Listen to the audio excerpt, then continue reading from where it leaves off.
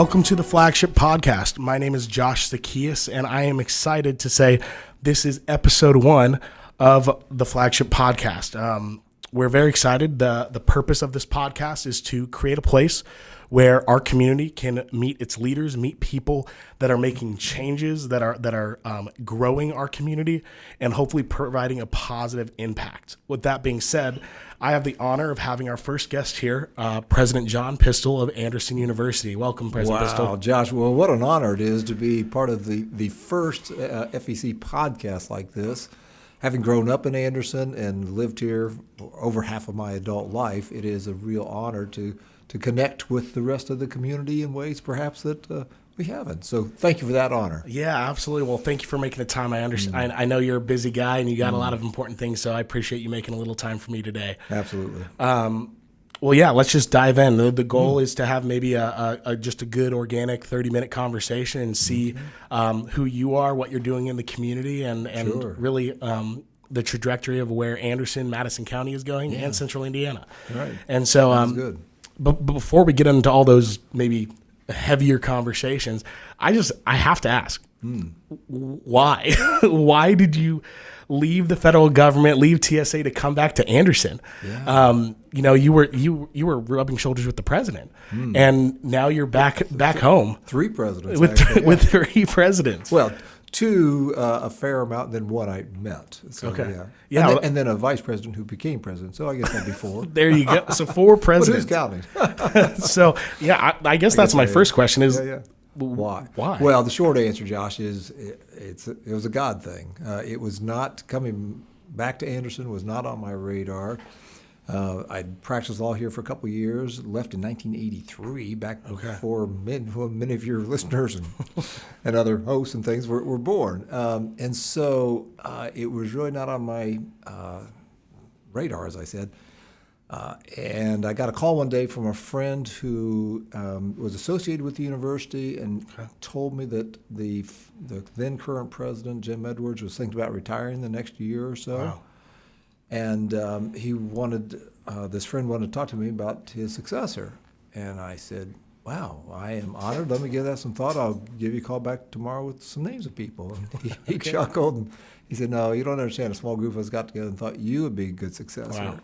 Now, having gone to Anderson College at the time, back in the 70s, I knew it was a dry campus. And so I thought, okay, I think it's still a dry campus, but what are they smoking out there in Indiana that they would reach out for me without a background in higher education? And so that's why I say it was a God thing, because it's a big change. yeah, and Kathy Harp, my wife, who we met as a freshman here in Old Testament class, there was something biblical about that, obviously. Yeah.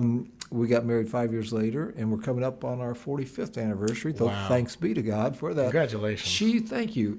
She's from the Washington, D.C. area. And so her dad was a church God pastor for 37 years at the same church on 16th Street, just about 4 miles north of the White House. Okay. So that's what she was used to. And so that's the thought about coming back to Anderson, just, again, wasn't on the radar. And many people in my positions of leadership in the federal government went on to very good-paying jobs in the private sector. Not that Anderson University doesn't pay well, but it's higher ed, and we can all know that higher ed is not. It's not the same. It's not the same. Sector. Yeah, and if we had time, I could go into some details, but I'm not going to do that. No worries. So that's why I say it's a God thing. Absolutely, seems like it. Again, like I was thinking about some of your experience, and even that transition from going from the TSA to higher ed, like within the same year, that just seems. Yeah. Your day-to-day operations changed drastically. Yeah, that's for sure. Tell me about going from the TSA to higher ed.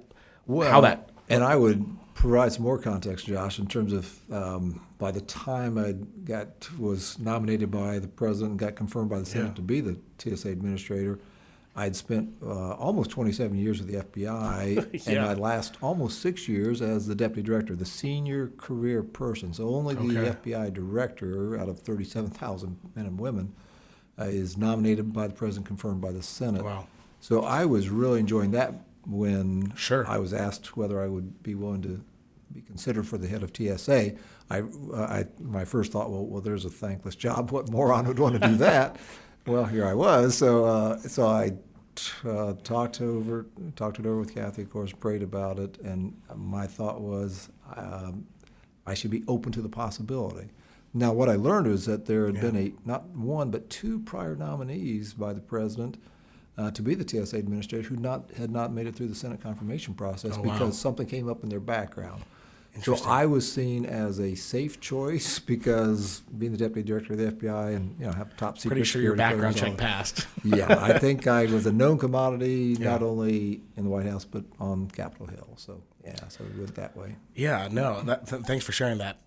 Well, I'm curious about, you've had this extensive career, incredible career.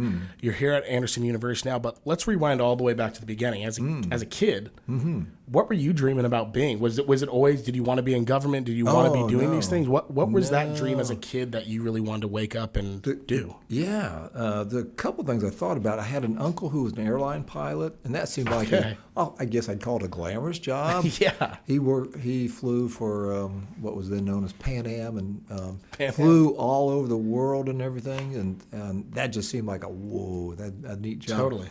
And then as I got into high school, I thought, lawyer, because I enjoyed, I will say, debating or arguing. My parents may say, and so I thought about that. And so that's by the time I got to college, I wanted to be a lawyer, but really for selfish reasons. I wanted to be, if I was honest with myself and others, I wanted to be a rich, famous lawyer. Okay.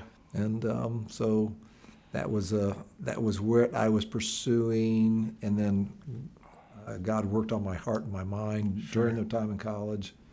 And so by the time I graduated, I was interested. I still wanted to go to law school, and I did at IU McKinney in Indianapolis, but with some different aspirations about, how can I best serve? So, yeah.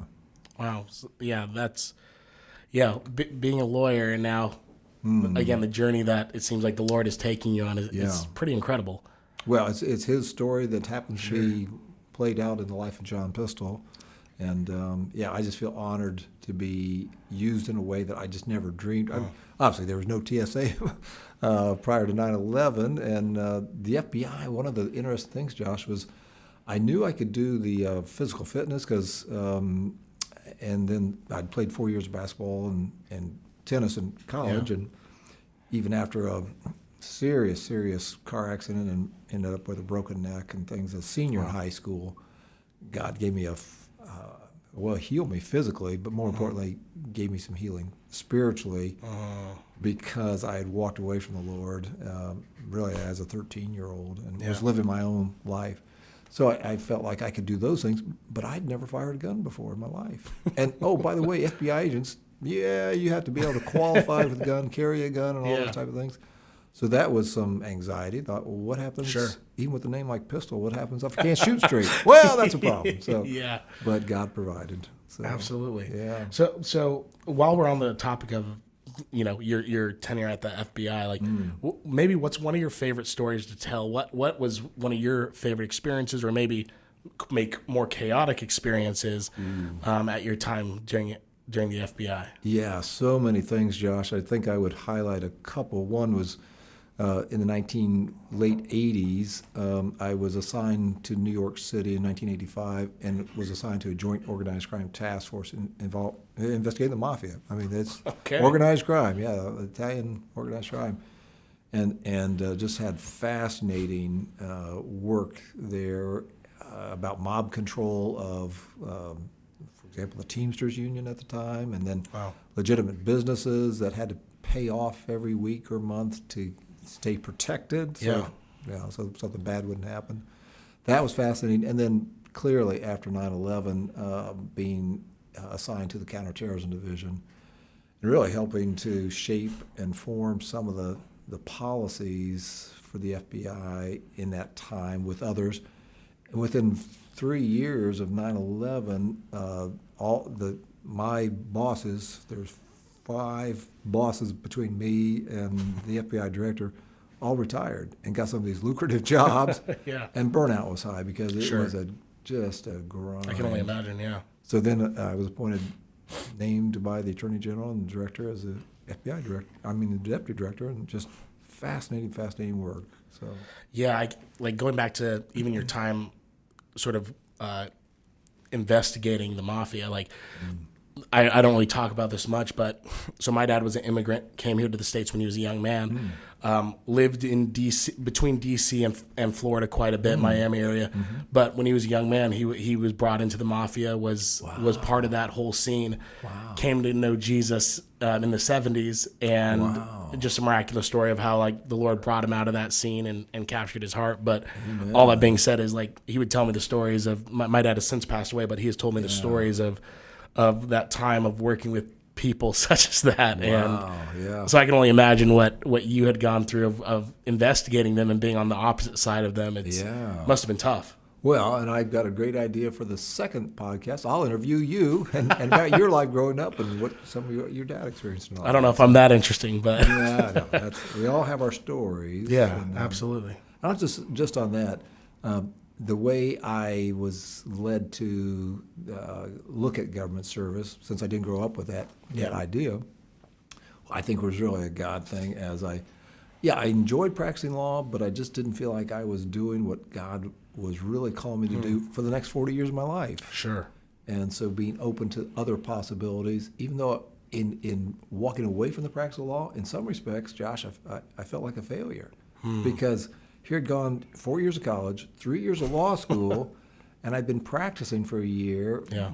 By the time I thought, you know what, I think I need to look at some other possibilities. And so that's when I applied to the FBI. And it took a year to finally it's a process. It's a process. And twice during that year's time, they told me they wouldn't be able to hire me. Wow. So for your listeners who are thinking about a job in either the government, or a big company or something, I tell students this at Anderson University: be patient, but be persistent.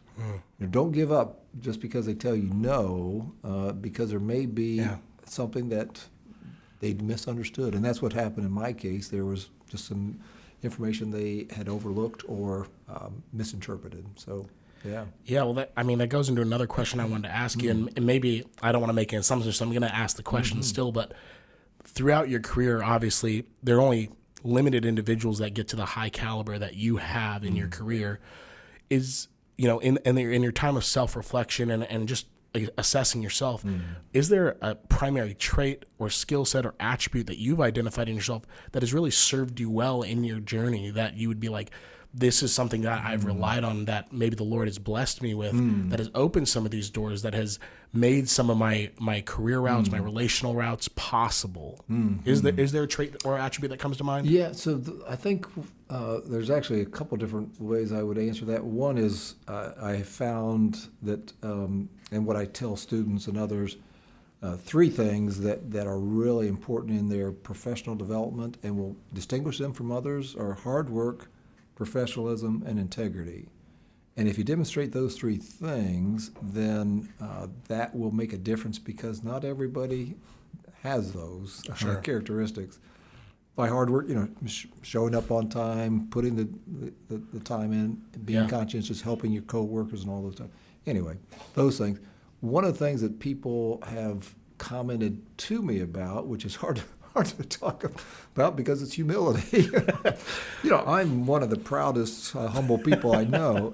So that sense of not taking credit for everything, but it's a team effort, and nobody does things on their own, even if you're Elon Musk, and all those things. So how can you best serve, and then doing it from a perspective of servant leadership? Absolutely. So our core values at the university include servant leadership and generosity and responsibility and excellence and integrity. So those five I commend to anybody and everybody as a way of not only serving whatever you're trying to do, but obviously seeing how God can use you in ways that transcend anything. So I don't think I would have been offered these positions I have. Sure. Unless I was seeking God's will, and then God was working in and through me to serve others. That makes a lot of sense. One thing that always intrigues me, like the idea of it, integrity. How would you personally define integrity, or maybe how does the university define it? Because a lot of people have different interpretations of what that means. Yeah, and one of the simple ways that I've looked at it is doing the same thing in public that you'd be doing in private. So a consistency, a life that is consistent with your core beliefs, and having core beliefs. For me, it's a belief in the Lordship of Jesus Christ, Sure. and the fact that we can celebrate His birth, and then crucifixion and resurrection, and just the sense of it is not all about me. Yeah. In fact, it's very little about me, but how can God work in and through me to make a difference for good in other people's lives? So that's my basic assessment of integrity. Okay. About being straightforward and not having hidden agendas and things like that. Sure. Yeah. No, that's really good. So let's jump back now forward. You're at Anderson University. It's doing incredible things. Again, Flagship and Anderson University cross paths quite a bit. So it's cool to see two of the interns that work for us are Anderson University students. Right. So a lot of good things happening. But I'd love to hear maybe about some of the new things, the fun things that you guys are doing. Yes. But maybe also again, as whatever you're allowed to share, maybe some of the challenges you guys are facing now as well. Of obviously higher ed as a whole is facing some challenges. Yeah. But even more than that, Christian higher ed is facing even more focused challenges. And so I'd love to hear maybe about some of those things as well. And so I'll let you take it Josh, away. and the context is, if you think about the shape of a pyramid, if you think about all post-secondary education, so out of high school, so the great work that Ivy Tech does for 2-year degrees, and then very practical skills as a baseline, and then a large 4-year public, the IUs, Purdue's, obviously, of the world,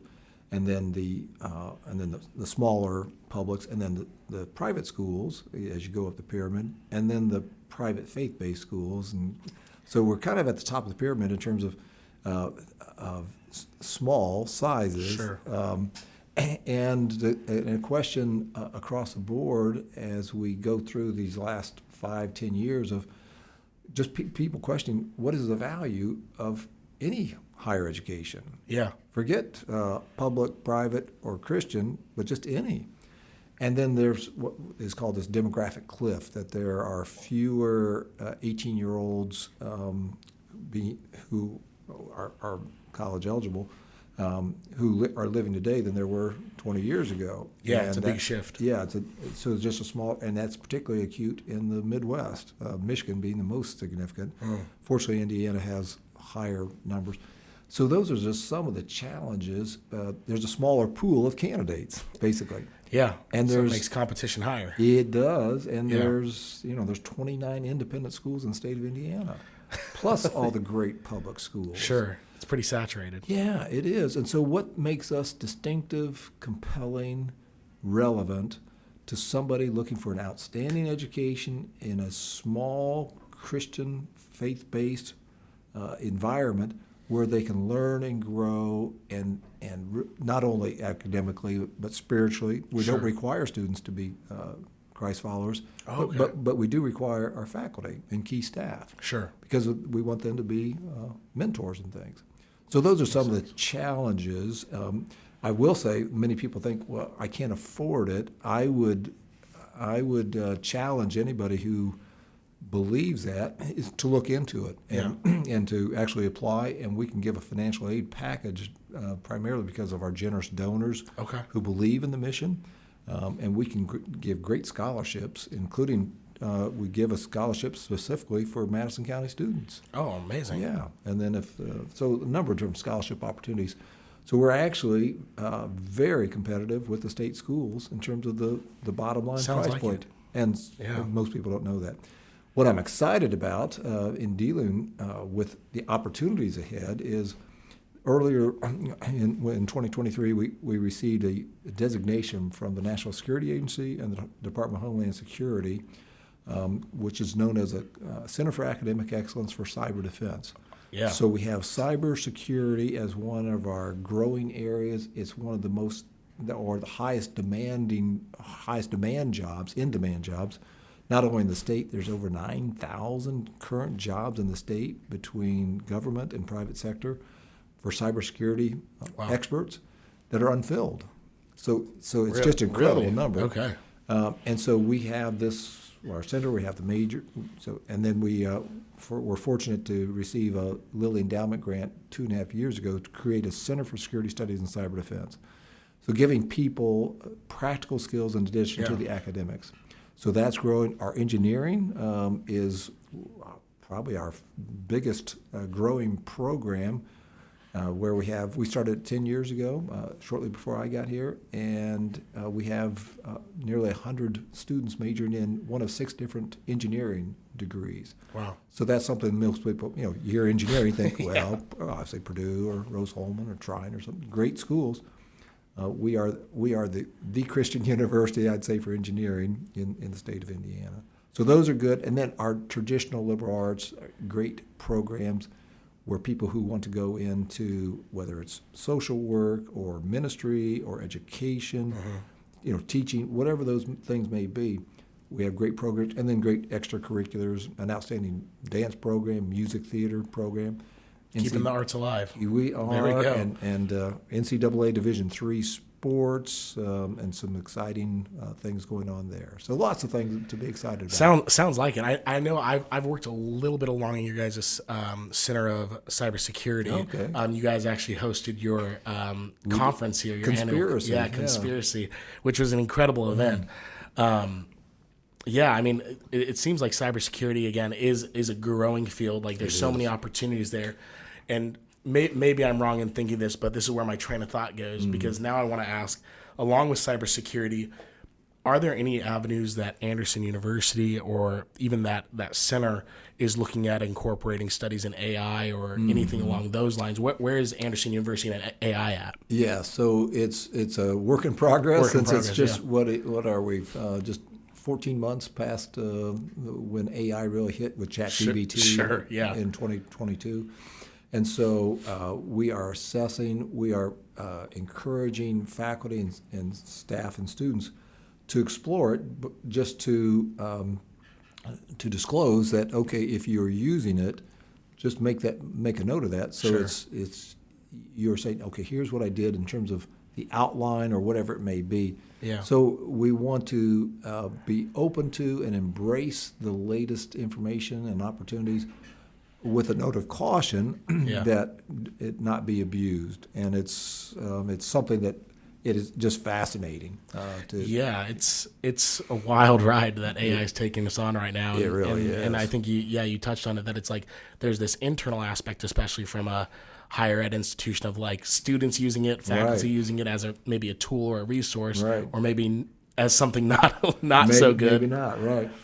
But then also, like, are you, as Anderson University, thinking about, or have they already developed programs to maybe make it more of an academic field that people can study and get a degree in AI integrations or something along those lines? Not a degree yet, Josh, but we are looking at how can, in our computer science and cybersecurity and perhaps in engineering, look at what are the pros and cons, basically, and what are the risks and rewards, and so making sure that there's integrity in work product and research and all those things. And so it's an exciting area with a note of caution about, well, let's make sure we know what we're getting into. Yeah, absolutely. So going back to Anderson University as a whole, if I'm correct, and you please correct me if I'm wrong, I believe Anderson University has been around for over 100 years now, right? Yeah, since 1917. And I will say, in that time, and I've been there 8 years, going on 9 years, coming up next year. But I'm already in the top 5 of best presidents in that 106-year history. So that's incredible. The asterisk with that is, of course, I am the 5th president. There's only been 5, but it's nice to at least be in that category. If you're not in the top group, and that's all there is, So 106 years. And John Morrison, our first president, served 39 years. Wow. Just an amazing leader. And then. And then Bob Reardon and Bob Nicholson, and then Jim Edwards, my successor, did 25 years. Okay. And so, it's just a great legacy there. Yeah. Yeah, so being that it's been in Anderson, Madison County for so long, looking into the future, how do you see Anderson University and our community at large maybe beginning to build a deeper connection, a deeper relationship, and how do you see us partnering from like even just just a resident of Madison County or a resident of Anderson to then connecting to the university? Yeah, a couple things on that, Josh, and thanks for that question. We are diversifying our course offerings in a way that we're offering a number of non-degree programs. Really? Yeah, and then what are known as workforce development certificates.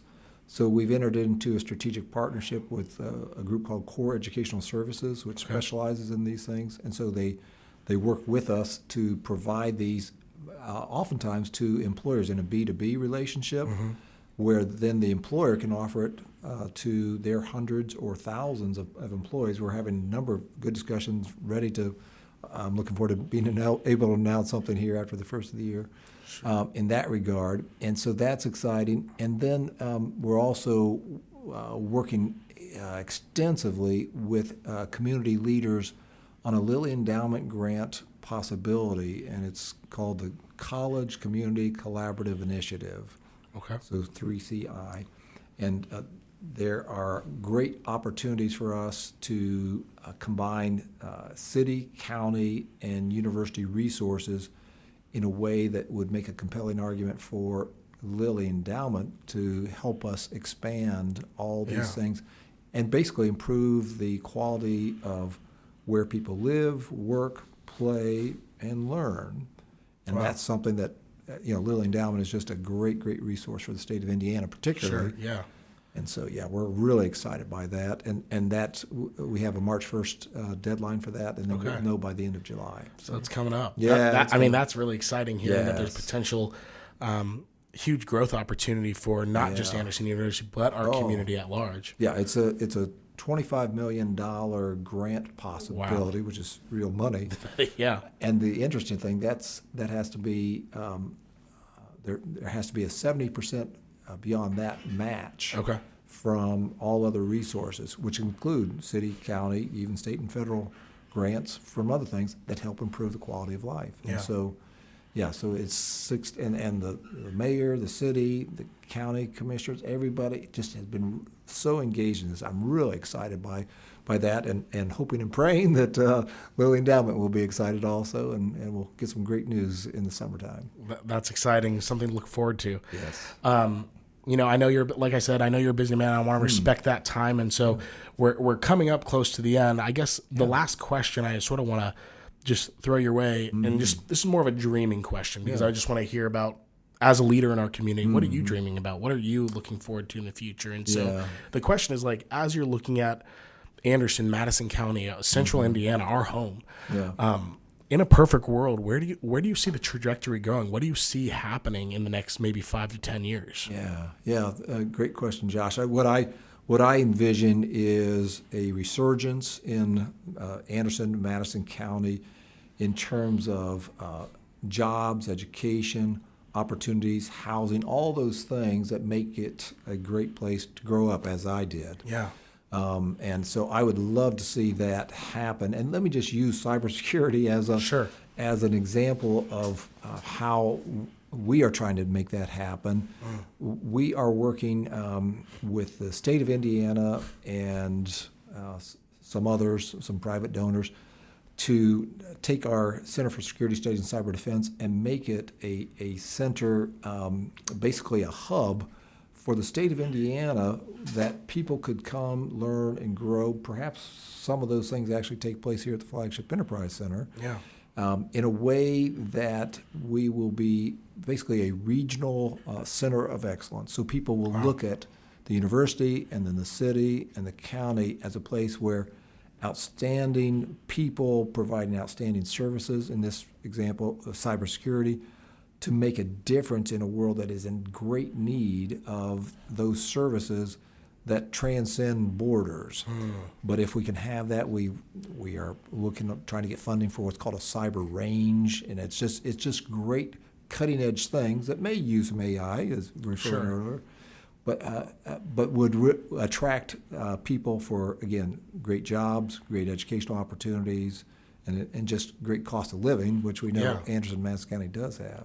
So, and as the Indy Northeast corridor continues to grow up, expand up 69, that we would become a hub, and people could be expanding beyond Anderson because of what we offer here. That's an incredible dream to look at, creating us to be not just a local hub, but also a national and maybe even international hub of creating good people with good skill sets, and ultimately, hopefully, this is going to sound cliche, but creating a better world. Well, that's right. That's what we're trying to do. That's exactly right. Whether it's the context of the kingdom of Christ, or whether it's just in the context of like, hey, we want to look out for our neighbor. Absolutely, Josh, and that brings it full circle, I think, in terms of why the city of Anderson and Anderson University created the Flagship Enterprise Center almost 20 years ago now. Yeah. So an opportunity to make a difference, a needed difference for improvement in the community, to create jobs, bring companies to the city, to the county that the current Mayor Broderick, and his predecessors and the county folks have done a great job of, as we try to make Anderson a great place to live, work, and play. Yeah, and I'm all for that. I'm newer to Anderson. I've been here about 3 years. I have an 11-month-old. I have another baby on the way, and we live right down the street here. And so we're looking to Andersonians. We have become that, absolutely. And so we're in the process of opening up a business here in town, and we're just trying to stay local. And I would encourage anybody listening, stay local, like wherever you're at, like support those small businesses. Yes. Like we need those big businesses as well, but the smaller ones are the ones that struggle and you're actually impacting a family. And so, President Pistole, thank you so much for your time today. Thank you for sharing about your heart with the community, the great things Anderson University is doing, and even just some of the transparency you showed and the challenges you guys are facing. I appreciate all that, and I look forward to seeing what's coming up on the horizon. Sounds good, Josh. Thanks again for the honor of being your first guest here. Yeah, absolutely. Thank you all for listening in, tuning in. Please like, subscribe, share our content. And if you have a voice that wants to be heard, please reach out. We would love to interview you as well. Have a blessed day. Take care. Thanks for listening to the Flagship Podcast, sponsored by Pinnacle Systems. Visit our YouTube channel for the full-length video podcast, or find us on Spotify and Apple Podcasts. New podcasts are posted every month, featuring local leaders from Central Indiana. For more content, follow us on social media at Flagship Enterprise Center. Until next time, thanks for listening.